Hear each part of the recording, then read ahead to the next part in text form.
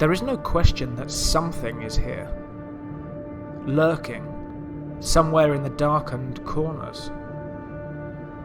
But how will we ever find out what it is? We need to look, always, and never stop. No matter what stands in our way.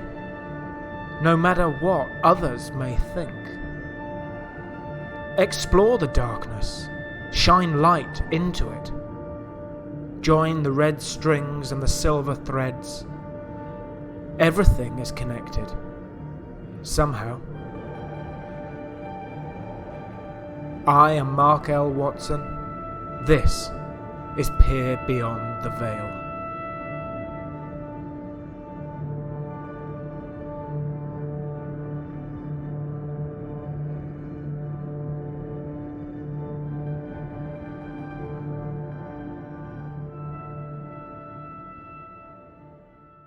I started to get into this, I suppose, in the very early days when I was about 10 years old.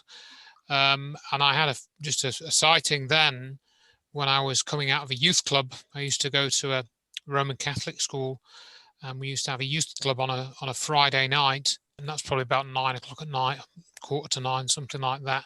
And I was with a school friend, school classmate, and we both saw this sort of star-like object, or two of them actually, sort of doing acrobatics around one another and going off into the distance. But, you know, it was something I knew at the time. It wasn't a star. It wasn't anything like that. It was something unusual, which by all rights shouldn't have been there, really, you know, in the normal scheme of things. And then the next sighting I had was around about 1990 in the summertime. And I saw this sort of like a giant illuminated dragonfly type object. It's really hard to describe. I do describe it in the book that I've written, Acknowledged. It just kind of zipped across the sky. Never seen anything like it before. Never even read about anything like it being described by anybody else. Don't really know what it was. Another light in the sky, lasted about 3 seconds, I think. Very quick, whatever it was. Next one would have been 2005, I think, and it was here where I live now in Derbyshire, and I was walking along the canal path just we have just next to where we live, disused canal, and I saw what I thought was a child's balloon, and I was watching it, just slowly drifting across. It was a beautiful summer's day. It was July, I think it was July the 15th, if I remember the date properly. And then it seemed to, like, 3 or 4 of these objects seemed to materialize near it, or they seemed to like almost come into materialization, but not quite. It was kind of weird. But I thought, well, I've got to go closer look at this. And I was literally about 50 yards from my house. So I ran back to the house to try and get a pair of binoculars, because I was just out stretching my legs, you know, on a sunny afternoon. And I went up to my daughter's bedroom, because looking out of that bedroom window was the direction of the object. Gone, completely gone. And even if it was a child's balloon, you know, I still would have been able to see it, because it was slowly drifting across. So and that was, you say, daylight sighting, broad daylight, like 2 o'clock in the afternoon or something. It was something like that. And it just gone. So again, what was that? I don't know. And the final sighting that I had was another nighttime sighting. It was about 10 o'clock, half 10 at night.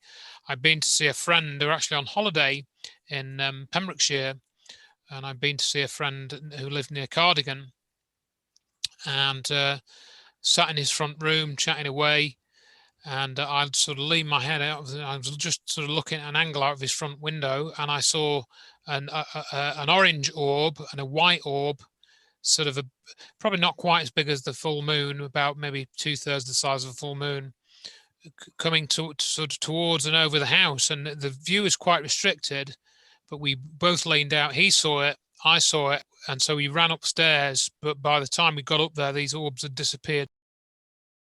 As we follow on from last week's episode about the terrifying encounter that Terry Lovelace had at Devil's Den, our focus is drawn to the aftermath. Whilst the disturbing details of the tale are those from the deserted clearing in the middle of the Arkansas forest and what happened a few hundred feet above it, it's as important that the focus shift to who may have been in on it all. The Air Force and the other government agencies who interrogated Terry Lovelace and the poor Toby when they returned to the base seemingly knew, at least some of them, way more than they were letting on.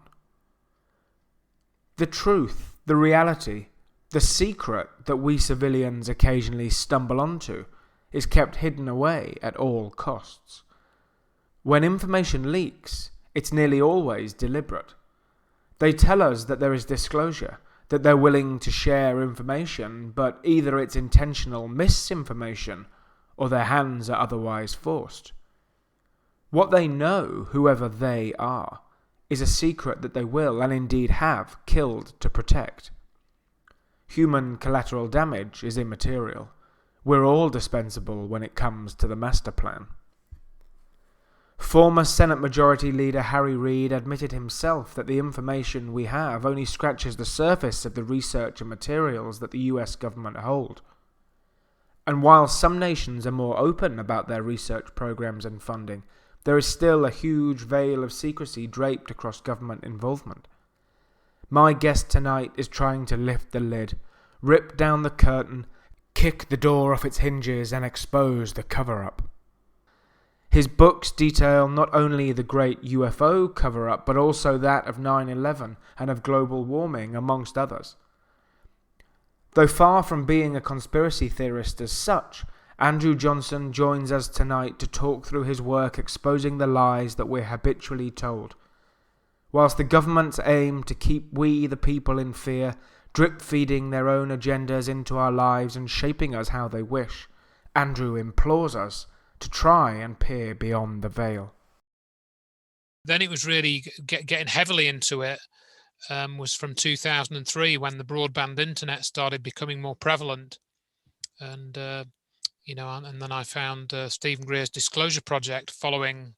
I watched a BBC documentary about the Rendlesham incident and went searching for that, found the Disclosure Project, sort of thought, wow, that was these 21 witnesses, military people, John Callahan, head of the FAA.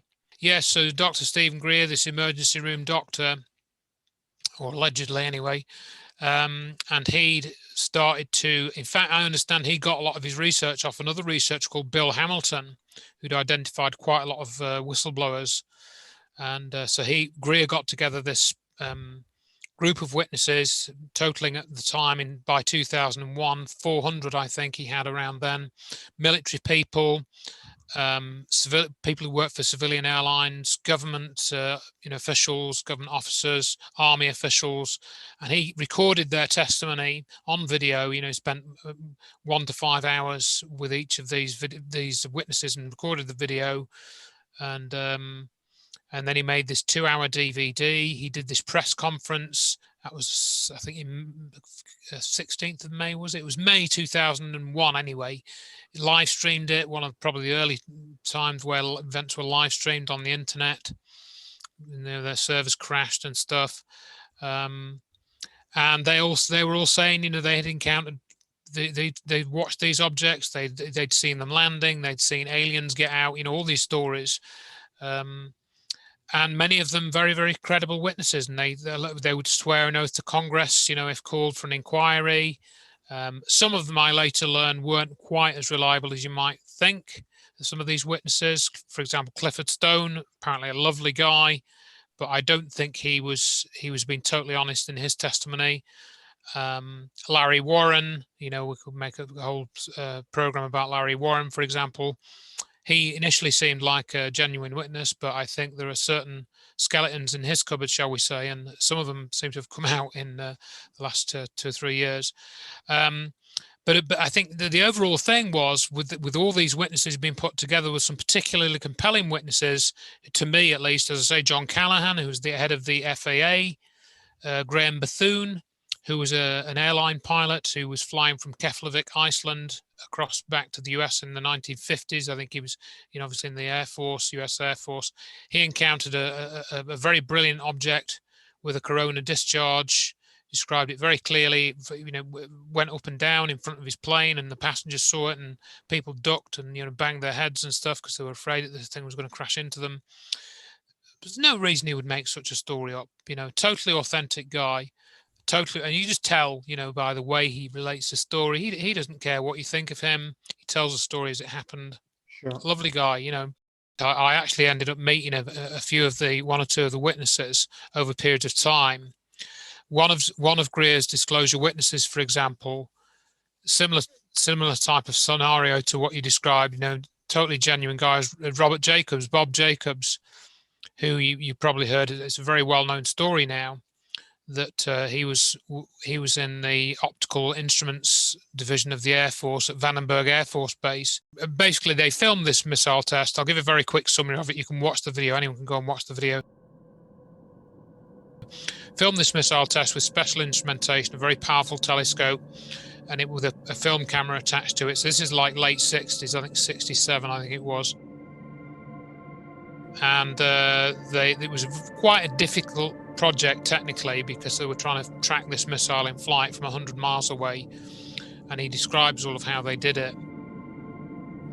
And then they got back to the Air Force Base with this film of this missile, and the next day, they find he's captured a flying saucer on it, zapping the warhead on this missile, which they couldn't see with the naked eye because it was like 100 miles away or something. And they could just see this sort of smoke trail. And I met him, totally genuine guy, and his story was corroborated by his boss, Sonny Mansman, he was called, Major Mansman, who became his friends. And so, there are so many accounts like that now.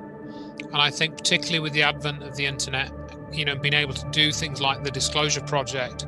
And then, for example, the other thing which, drew me into that Disclosure Project was the documentation, where there was sufficient documents that had been retrieved or kept by some of the witnesses, or obtained under freedom of information, and then you could see those as well. You could see copies of those.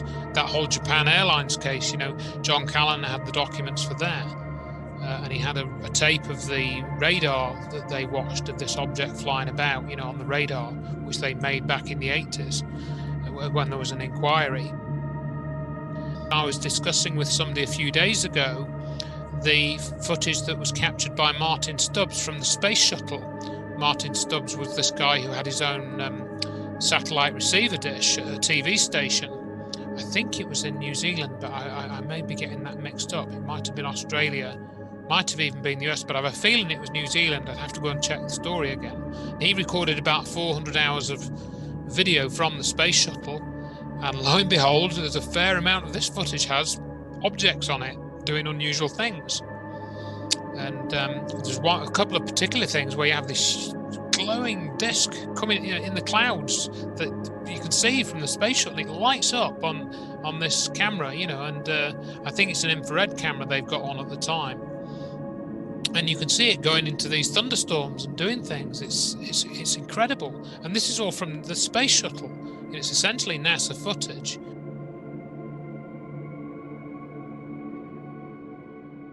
There's stuff like that, and you find all this evidence now that for me it became much more important back, and that's why I got involved with the Disclosure Project. And I downloaded the press conference, and I was like, I actually went and bought a flipping LCD projector, and I got that so I could stick this thing on a laptop and then take it around and show it at meetings. But when I tried to get people interested in organised meetings, I found that nobody would turn up. I'd book a room, pay 20 quid for a room or something, or 30 quid, put some flyers up locally, and nobody would turn up. I had one person turn up at one meeting, I think one or two at another. I found it very difficult to actually get something going. So I then hit upon the idea of approaching groups that already met, that would have speakers. So I went and I approached them and says, "Do you want a speaker? Give me £5 for the petrol or something, and I'll do you a talk," sort of thing, And I told them what it was about, and then I would take my projector along, set my screen up, set my laptop up, and do an hour's presentation on it. And that worked quite well, because at least I had an audience. I was getting sort of 10, 15, 20, 30, 40 people, whatever size the meeting was. Do you And feel the attitude to it has changed, that there's becoming a wider acceptance that if you were to, for example, be holding those meetings or putting out those flyers now, you may get in a bigger audience than back then? That the public interest is growing? Maybe in some ways, but I honestly don't think it's changed all that much, in terms of most people still think of it as a curiosity. And what I've come to realize is it's very much more than a curiosity. It's actually, some of it it explains why the world is like it is. If you know about the alien stuff and things to do with that, I find now that I can make more sense of why the world is like it is, because I know about some of that stuff. So that's the way I look at it now. So it's still very important to me. But what I've come to kind of realize is that to kind of convey that whole understanding to people, it's just about impossible, because it's taken me probably over 10 years of very intensive research and thinking to come to those conclusions. When I first discovered the Disclosure Project, I was particularly taken with the Gordon Cooper clip, for example. And I thought he was being totally genuine. And I still think that. I still think what Cooper said and what he described, particularly the story of the landing at Edwards Air Force Base, I think it was, in 55. I couldn't believe it when I'd heard that. But I think he only started telling that story in 1997, because I heard him tell that story in James Fox's Out of the Blue. That was where I heard it first. But later, with more viewing and more research, I discovered that it was actually that story he told was actually, I think it came out, you remember the Strange But True series from the 1990s with Michael Aspel? I think they did some type of special in about 1997, and that special featured Gordon Cooper, and he spoke about that landing incident then. I don't think they had the simulation like James Fox did, but that Out of the Blue film I still think is one of the best documentaries, and that kind of some of that testimony that James Fox had, they shared that with Greer, so there was like a link with some of the Disclosure Project stuff, and I think they did work together a little bit on that, and that was some of that was really good. But you mentioned these people like Chris Mellon and so forth, and that the thing that they got involved with more recently is in To the Stars Academy. And you see, I began to realize, and I realized this with Greer, and I started to realize this in round about 2008, that Stephen Greer and what he was doing there was a bit more to it, and he was basically, the way I see things now, he was doing what we call limited hangouts. So I think Greer knew quite a bit more about what was going on in the background, and he was taking a certain stance. So I learned a bit later on, for example, and this particularly came out with Greer's work on the free energy, and that was a big thing for me when I looked at that, because the big difference for me about the Disclosure Project was that they were talking about energy as well. Greer was talking about free energy technology, not just the UFO stuff, and he was making the case that if you look at these crafts and you accept that they come here and they do things, they land, they interact with people, they're either shot down or brought down, or they crash. That's one of those questions, isn't it? If you talk about UFO crashes with anyone and they're not really they haven't studied that much, they say, well, that's just stupid. These advanced space people, they come all the way across the galaxy and then they crash here. That's nonsense. So therefore it doesn't happen. They'd be too advanced for that to happen. They wouldn't crash. That's useless. And of course, that makes a lot of implicit assumptions. A, that they don't have accidents. You don't know anything about their technology, so you don't know how reliable it would be. You just assume that they would be so advanced that wouldn't happen. And the other thing that Greer points out, and I agree with him on this, and others said the same, is that these things were brought down, they were shot down. And it appears that they discovered in the end of the Second World War that the radar high-powered radar could interfere with the guidance systems, and there's certain of the witnesses that said that, and I think that's correct. I think that's true. So how these things crash doesn't necessarily mean by accident. They could get struck by lightning, as I think was one of the stories about the Roswell crash. That's what happened to that craft. Or they get brought down by military technology. And I think there's been actually a fair bit of that has been done, that they have brought these things down. And I agree with Greer on that. But I was digressing slightly. So he's talking about, if you get into that and you think, well, okay, let's accept these craft come here, they've crashed, they've landed, they've taken off again, they've flown away again, the people have been in them. How do they work? How do they work? That's really, when you really start to research it and you go past this, I saw this funny thing in the sky, or my next door neighbor says that she was taken in a craft. When you get past that level of things, you start to go a bit deeper. If you're curious like I am, you've got to start asking yourself, how do these things work? How are they propelled? Are they truly 100% physical objects, or do they dematerialize? Do they come from other dimensions? You start to get into some of those other questions. Now, of course, what Greer did was he accepted that these operate on a different technology. It's not nuclear power as we know it. It's not fossil fuel. It's something else. It's an energy. It's an energy technology of some kind of, or a technology that could be used to manifest free energy out of the vacuum, 0-point energy. Electrogravitics, magnetogravitics. You start to get into those things, and you start to think, how do these things work?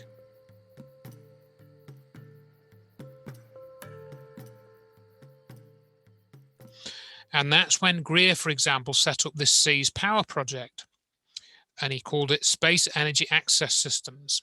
And he did that. He said it, I think at the time, if I remember his words correctly, that it was a CSETI project. And I think somewhere, and again, I may be misquoting him, but he said he was acting, because he'd had contacts of some kind, and these beings said, you've got to do this, Stephen, you've got to get involved with this, and you've got to start this energy initiative. And I think, again, he's implied that. I could be wrong, but it doesn't really matter if I am wrong on this part. He ended up doing it anyway. He set up this Seas Power, however he said he did it, or whoever said he influenced him to do it, he did do it. Seas Power website, go on there, you can find it in the Internet Archive. And he said, let's get these inventors who've invented this technology. They've got this free energy battery, they've got this free energy generator that they've built in their shed, their garage, their workshop. We want to get that out to the public so that we can solve the energy crisis. And I thought, 2003, when I heard this, I thought, that's fantastic. If he can do that, that's brilliant. Great idea. We all want free energy, free transport, etc., etc. And but then in 2007, he set up Aero 2012. And I looked at this Aero 2012 website, and it said, let's get inventors and investors together and develop this free energy technology. And I looked at this website, and I looked at the Seas Power website, and they're exactly the same. He's just changed this color scheme. And all the articles were the same. He had the same forms to sign up, get an inventor. If you're an inventor, sign up here, send me details, we'll come and see you, da-de-da-de-da. And I thought, that's a bit fishy. And then he did it again. He did it in 2010, I think it was. I've written all this up in several articles. And he formed the Orion project. And he said he wanted to get $3 million to build a research facility. But nowhere in any of this documentation did he say how he got on with these free energy projects, which ones had worked, which ones hadn't worked, why did the Seas Power thing was it not successful? Why did it have to change to Aero 2012? Why did Aero 2012 then become Orion Technologies? Why did then that become Sirius Disclosure Technologies 2 years later? Now, and I was talking to somebody, for example, over that period of time, who said that they were attached. And attached means they work for the intelligence services. And I got to know this guy. And he told me that Greer was worth $14 million. And over time, I think that's probably correct. Where has that money gone, Dr. Greer? Where has it gone? He's not brought anything out. Nothing came out. There was no free energy devices, no visible development. The last thing he talked about was acquiring the Stanley Meyer materials. Now, Stanley Meyer, for listeners that don't know, developed this water-powered car in the 1980s and 1990s, and he ended up dead. He got poisoned. And people can look up that story. And Greer then claimed to have acquired some of the plans or the materials for this water-powered car. And I think, based on what I saw of that, I think that Meyer's thing worked. I think he did what he said. He did what he claimed. And I think what he said was true. And I think it was a very important device. But again, it's gone, it's gone into the holes somewhere. It's gone now. It was demonstrated on a Channel 4 documentary back in the 1990s. I've got copies of that documentary. Very, very interesting documentary narrated by William Woolard. It's called It Runs on Water. And in fact, it gets even worse because in an interview that Greer did on a podcast, this was probably about 5 years ago now, and I've got all of this in my book. I've written this book called Acknowledged, the perspective on UFOs, aliens, and crop circles. And in this interview that Greer did, he says that he was doing all this disclosure project stuff, and he was getting a lot of hassle from the agencies because, he was revealing all this stuff. And then he said that they were being threatened. And he said he had a meeting with somebody from the CIA, and he says, well, if you're being threatened, you want protection. And he says, well, yeah. So he actually said that he was offered protection by the CIA. So I think that is really another way of saying that he worked for the CIA.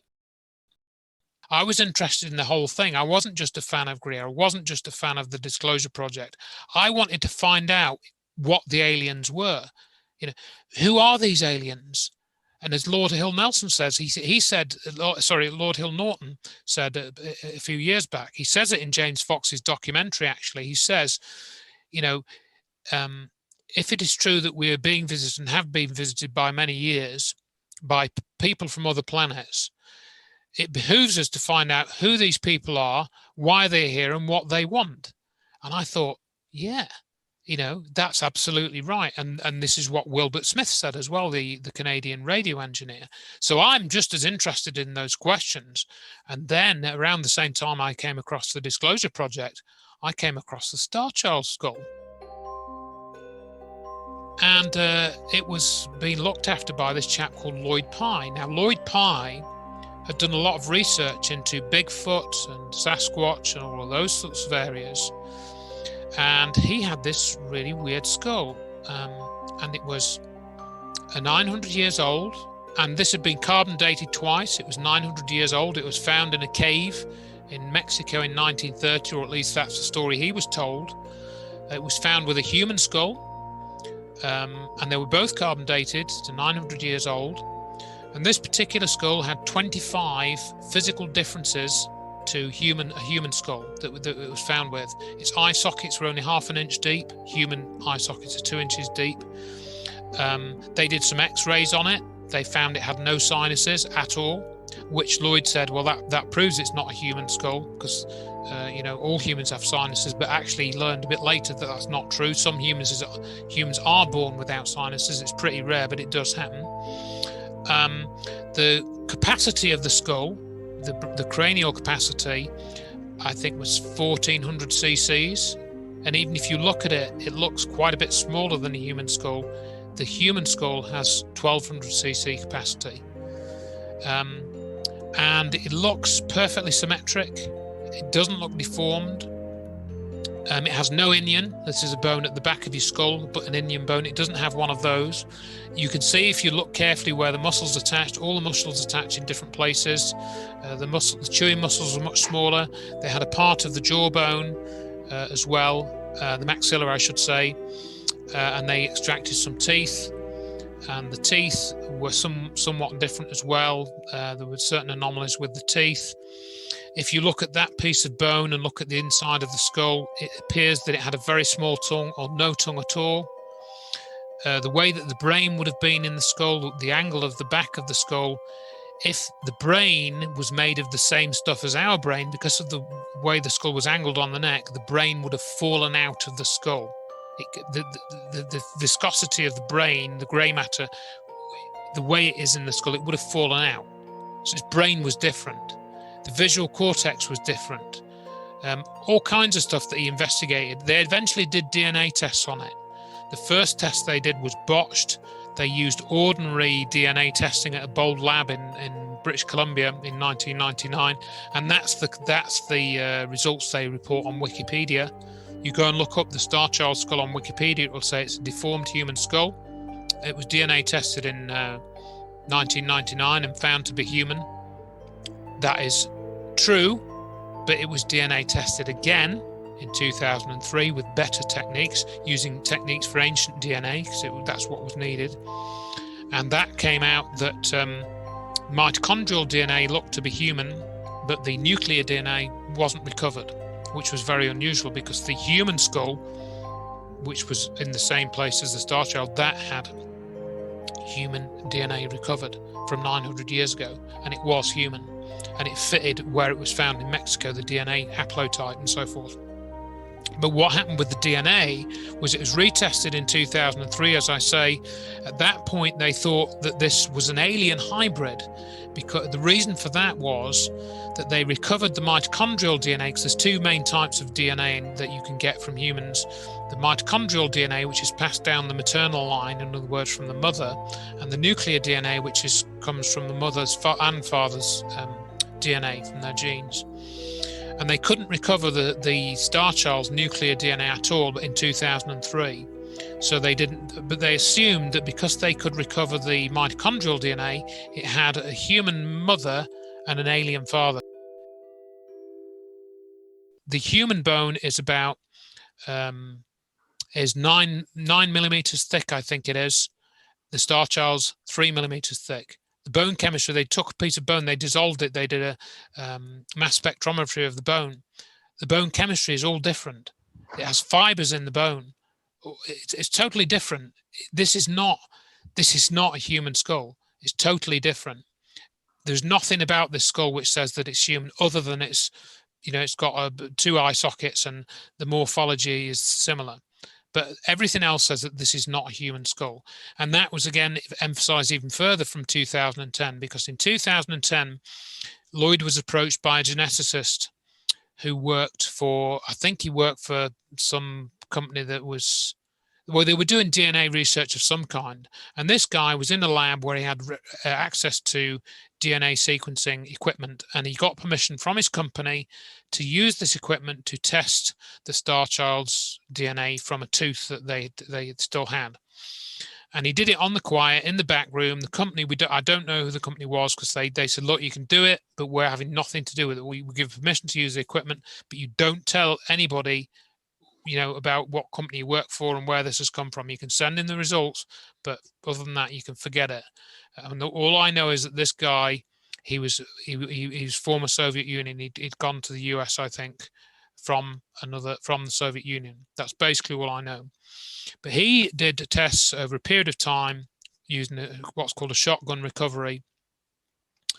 And that went on for a period of about 2 years, 2 and a bit years, I think, doing bits on the side, bits on the quiet. Lloyd wanted to recover the whole genome, which is 3 billion base pairs. But he said that to do that, it would cost $250,000 to get that all done and document it all properly.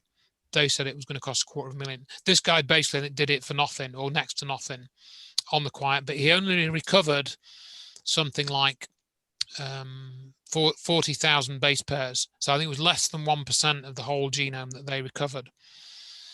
And Lloyd talked about this publicly for many years. And it basically came out that from the DNA that they'd recovered, and they compared it to obviously known samples, some of the sequences of DNA didn't match any other species on Earth, which, like, for example, us, I think our DNA is like 60% the same as a millipede, or something. I forget the exact figures. People can go and look these up. We're 98% the same as chimpanzees, and think how physically different we are from chimpanzees. Okay, we've got 2 arms, 2 legs, whatever, 2 eyes. When they did the Star Child DNA, but on percentage terms, 56% the same was the estimate they made before this research ended. 56% the same.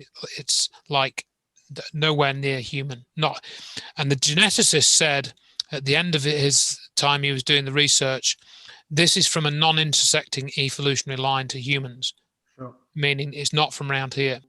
Lloyd separately, he sort of goes into why he doesn't think the standard theory of evolution is correct. And indeed, you talk about things like punctuated equilibrium, and that's in the textbooks about evolution, and that's an admission that no species has ever changed into another species. And as Lloyd pointed out in many of his talks, there is such a thing as microevolution, where that happened in the Galapagos Islands, where the different species of birds have mini adaptations to the environment, but you never get a species of bird turning into another species of bird. It just doesn't happen. That's a separate sort of conversation, really. But so the Star Child skull, as far as I'm concerned, it is physical evidence of an alien being. It doesn't take a conspiracist or a revisionist to understand that what we're told by the powers that be is indeed tailored to suit largely their own agendas. The truth is hidden, and very often for the greater good. There are many aspects of what goes on behind the closed doors of our government buildings that would fuel fires of fear and panic should they be publicly released, the press draining everything they can from them and hanging the lot out to dry. It's the responsibility of the government to keep some of those secrets. We as civilians should not be entitled to know every last thing if it's not for our own benefit. But what the government knows about should not be a blanket of lies to lay over all the business it conducts. Why should it be down to tenacious civilians to slowly chip away at the thick veneer of deception to try to understand certain human truths? Our place on this world, in this universe, is ours. There should be no men and women in control of the great underlying truth, of which we are apparently not worthy. And so the habit of deception becomes a hard one to break. The default attitude becomes one of need to know, and we apparently very rarely need to know much. Keep us quiet, keep us in line, keep things under the great hand. War is peace, freedom is slavery, ignorance is strength, as Orwell wrote. But such an attitude leads down a rabbit hole. The lies become more frequent. They shift from being about purely public safety to being about business and commercial interests, home and abroad. Wars declared in inconsequential far-off lands in the name of money and oil. We're going to talk about Science Applications International Corporation, right? Now, Science Applications International Corporation is a company, a US defense contractor. Now, this was mentioned by one of Greer's disclosure witnesses, Denise McKenzie, I think is her name, and it's in Greer's disclosure book. And she talks about this company, mentioned it a couple of times, and she says that they're big benefactors of the black budget. So they're one of these contractors that appear to have been given either bits of technology or lots of information to study or reverse engineer or do something with, right? And this company, if you look at them, it's a very unusual company, and it's an employee-owned company. And there's a documentary that's been made by a friend of mine called Chris Hampton, and he talks about SAIC quite a bit in that documentary. So when you find out, for example, that Science Applications International Corporation did at least 2 things. One thing that they did was they helped set up a communications grid around the World Trade Center after it had been destroyed. And they also were in charge of ground zero security at the World Trade Center site from the 12th of September 2001. Not only that, but they coordinated the production of the technical reports about the destruction of the World Trade Center, which were released in August 2005. And NIST, which is the National Institute for Standards and Technology, they were given $16 million by Congress to produce these 10,000 pages of reports, which you can download if you want to. You may not be aware, and this is where it tied together with the other research that I've probably spent even more time on than the UFO stuff, was 9/11. The Science Applications International Corporation, they were actually defendants in a court case that was launched by my friend, Dr. Judy Wood. Now, Dr. Judy Wood, she's written a book called Where Did the Towers Go? And that's all about how the World Trade Center was destroyed. And she started looking at that on the 11th of September 2001 when she watched it being destroyed. And she, from day one, did not accept the official account of what happened. I did. I was taken in by that story. For at least 18 months, well, about 18 months, I was just traumatized by it, as most of us were. She didn't, and then she ended up doing a lot of research.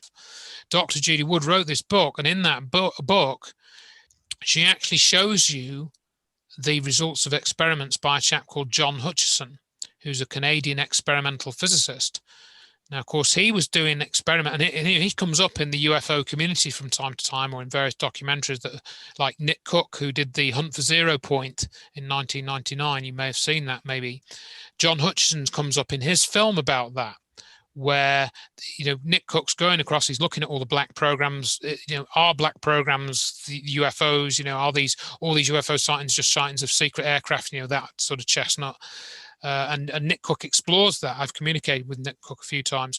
And in that program he made in 1999 is John Hutchison, who's this Canadian experimental researcher who was making things fly up in the air, and he was bending metals and making things disappear. And he was doing this in the 1980s, And funnily enough, if you look at what happened at the World Trade Center, you find that things were levitated and some things disappeared, like 210-story buildings basically disappeared. And they did disappear because they didn't make a seismic signature, and you can see them turn into dust before they hit the ground. And then you find out, for example, that John Hutchison, he was visited in 1983 by a chap called Colonel John Alexander, who's written a book about UFOs and talks about UFOs on Coast to Coast and goes to conferences and sort of kind of doesn't debunk UFOs, but kind of doesn't quite, say that they're real either. He's kind of like in between kind of thing. It's kind of strange. But he worked with John Hutchison for 4 months. And at the time, he was acting as a consultant to Los Alamos National Laboratories, which is where they developed the A-bomb. And of course, this isn't just a theory, you see, because this evidence, before being put in the book, was taken to court. And I was involved in that back in between 2007 and 2009. And when Greer was asked a question about this, he basically dodged the question. I've got a recording of this, and the answer he gives is very interesting. And he kind of sort of acknowledges it, but then he comes out with a kind of diversionary.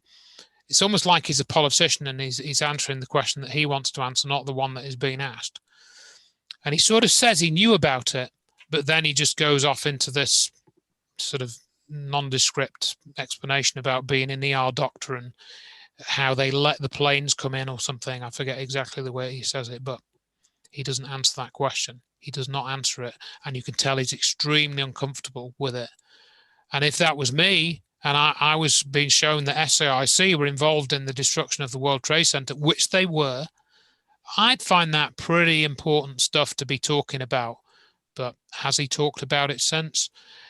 No. What he's talked about is Al-Qaeda and all of that stuff, which is what everyone else talks about. And he's talked about that from day one. And again, that's when I became suspicious of Greer. Greer has never talked about 9/11, not even to say he doesn't.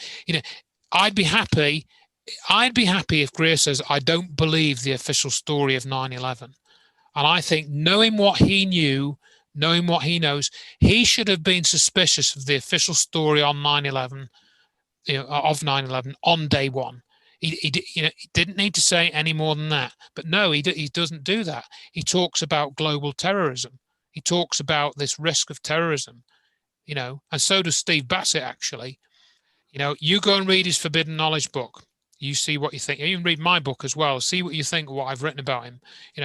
I'm not out to, like, I don't want to do anyone down. I'm not like that. I just want the truth. And finding the truth, it can be really hard work psychologically when you find out that these. And I thought Greer was great. I thought, and like Edgar Mitchell as well. When I found out about him, Edgar Mitchell, he's become the darling of the UFO movement because he said that the Roswell crash was real and the aliens were recovered. And this is the guy that allegedly walked on the moon. People are going, "Oh, that's fantastic! It helps the disclosure movement so much." But then you find out that Edgar Mitchell is not who he appeared to be. He threatened to shoot Bart Sabrell. He threatened Bruce De Palma, who invented a free energy device in the 1980s. He said that he walked on the moon, but he couldn't remember what it felt like. He said that in an interview in 1996. He admitted that he worked for the CIA in 1972. He admitted that on a 2013 documentary about Uri Geller. He said that he reported to George Bush, the CIA, because they were investigating the whole, telekinesis, telepathy, Uri Geller phenomenon, and all of that stuff. Which is true. They were. He was doing that. And you start to look into what Uri Geller was doing and what he was like, and Andrei Puharich and all of that. And you get into some very, very murky areas. Like this whole thing with John Alexander. What's he doing working with John Hutchison for 4 months? And then flipping John Alexander's involved in all that psychic spy stuff. This Operation Stargate with Joe McGonigal and Paul Smith and those other guys, Lynn Buchanan. He's wrapped up in all of that stuff. And again, this is what frustrates me, because from what Greer put out, I found out about Wilbert Smith, the Canadian radio engineer. He was a really significant figure. His name is kind of somewhat known, but it's mainly known in connection with this top secret memo which he wrote in 1950, saying that flying saucers are real and the security classification is 2 points higher than the A bomb or the H bomb. And that memo was published written in 1950 and was declassified in 1979. And the thing that is in that memo, which is really interesting, is that he talks about the Americans in 1950 knowing that the UFO issue had something to do with mental phenomena. He uses that term, mental phenomena. So this again ties into all these telepathic experiences, and some people say that these craft, the only way they can operate them is through thought control and so forth. I think what we're getting an indication of is, that they do know this stuff. They do know stuff, and there is a lot more to it than is generally spoken of, in a lot of these books. It goes across all things. In other words, it goes across consciousness. It goes across energy topics, cover-ups, military, anti-gravity. It's another big area which I've written this book about, which covers a lot of that stuff. It covers so many areas, and again, that's what frustrates me when other people don't drill down into those areas. Because you start to get a much better handle that basically, yes, it's all to do with energy and consciousness. That's the key thing. Who's declassifying all this stuff then, and why? Why is there this kind of seemingly deliberate drip feed of teasing information where documents are declassified 30 years after they were written? And that's maybe you're looking at the NSA or the GCHQ for that level of stuff. But why? Who's controlling that release of information, and why are they releasing? I think it's like a safety. I think it's like a safety valve. I think it's another way of keeping human consciousness at a certain level. It's what I call limited hangouts. So the regular public doesn't really care about any of this stuff. The people who are just watching, the sort of trapped in TV soapland or whatever analogy you care to draw, they don't really care. Okay, they might watch an occasional sort of X-Files episode, or they might see an occasional sort of ITV documentary which says, all the ITV or BBC documentaries pretty much all the same. They say, oh, there's this curious thing happened to this guy. He saw this flying saucer landing in the field. It left some marks. We investigated them, and there was an unusual substance found there. And then at the end, they'll get a psychologist coming on saying, well, he probably didn't see what he thought he saw, and those lab tests were probably just messed up, and and there might be aliens, but there might not be, and they probably didn't land in that field anyway. And then, you're back to the start again. It doesn't connect to anything else. And that's like a limited hangout. That's the way that most people get stuck. But it's like they've got to, if they want to kind of keep people appeased, there are going to be more curious people than that, a bit more forceful. So they'll give them a bit more information. So if you ask for a bit more, you'll get a bit more, So you say, well, yeah, we know they covered up this stuff in the 50s. Oh, yeah, okay, so here are these documents from the 50s. But these people are all dead now, like Wilbert Smith died in 1962, and you can't really ask him anymore now. So we can release those documents, because we can now control the damage without killing too many people, because they don't want to just go around killing people, because then it just becomes obvious, doesn't it? If they have to kill a lot of people. But so I think it's like a managed disclosure to kind of just contain it within whatever sphere of curiosity that it's kind of manifesting in. And I think that some of the reasons are that there are still ongoing military projects which would be affected if that information was released. There are current things going on, or current commercial interests that would be heavily compromised by releasing certain information.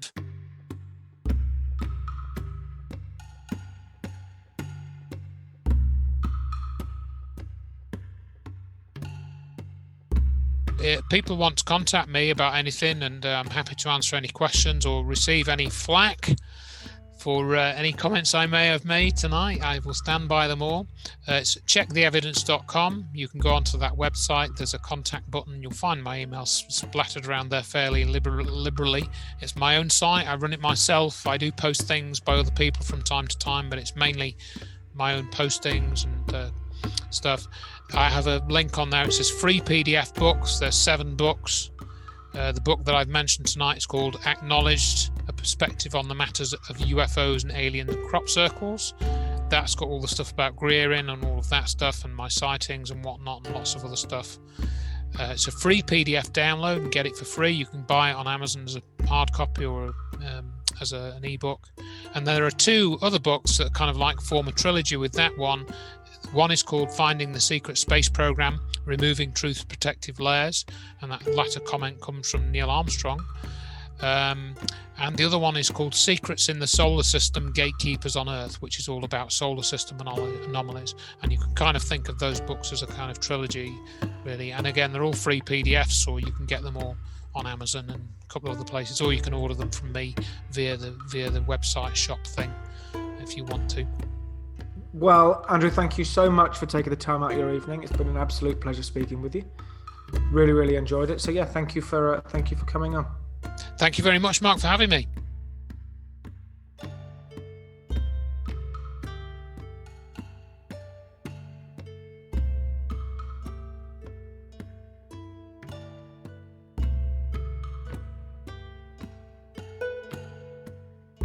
Peer Beyond the Veil has been written and presented by myself, Mark Watson, as part of the Fearscape Media Network.